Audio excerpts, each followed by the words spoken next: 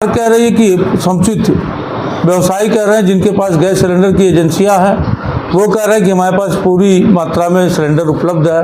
तो उपलब्ध है तो किस बात की भीड़ लग रही है? भीड़ नहीं लगना चाहिए। और एक व्यवसायी अगर एक दुकान पे सिलेंडर नहीं मिल रहा है तो उससे जुड़े कितने लोग परेशान हो रहे हैं। कहीं कहीं हमने देखा है कि दुकानें 20 हैं, वहाँ चाय की एक गिमटी लगी हुई है, एक गिमटी से ही 20 दुकानों पे चाय जाता है। उनके पास उस दुकान पे आने वाले जो ग्राहक होते हैं उनके लिए पानी चाय की व्यवस्था तो वो नहीं हो पा रही है।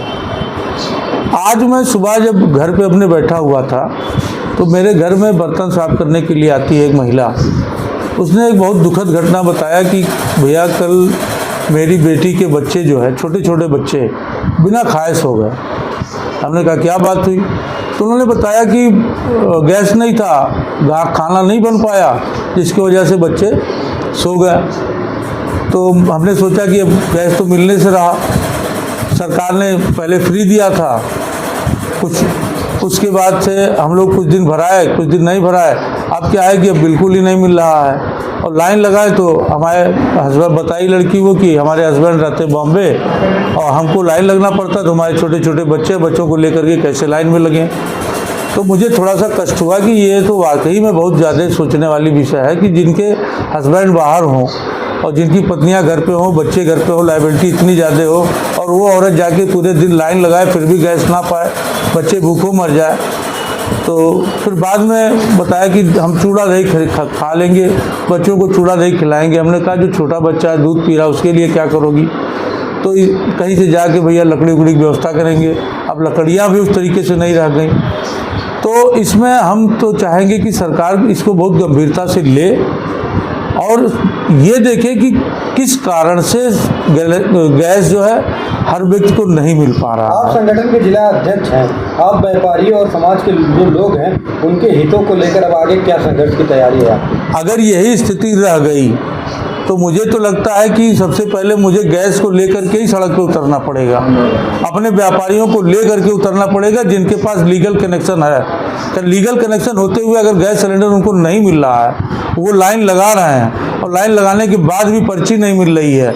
यहाँ तक मुझे जहाँ तक सुनने में आया, क्या सच्चाई क्या नहीं, कि कॉमर्शियल गैस बस्ती में आ ही नहीं रहा है, सप्लाई ही नहीं हो रही है। बस्ती के जो प्रशासनिक अधिकारी लोग कह रहे हैं कोई कमी नहीं है गैस की। हम कहते हैं कि अगर कमी नहीं है तो लाइन किस बात की लगवा रहे हैं आप? किस बात की लाइन लगी हुई है?